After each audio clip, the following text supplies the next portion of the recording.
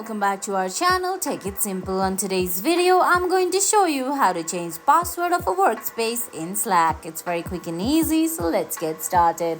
First of all, open the Slack app on your phone. If you don't have the app yet, you can get it from Google Play Store or the Apple App Store. Once you do that, launch the app, then sign in.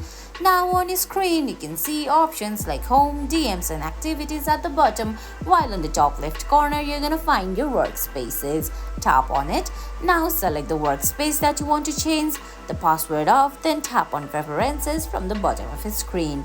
Now you have to go to Advanced Settings and scroll down and find Account Settings. Now it's going to open in a preferred web browser there. Wait for a couple seconds, then on your screen you can see options like password, two-factor authentication, etc. Select expand right beside password. Type in your current password. Once you've done that, go ahead and type in your new password there. Then tap on save password from your screen.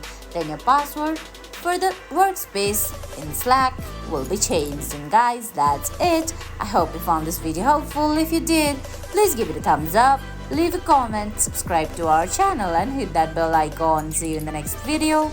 Thanks for watching.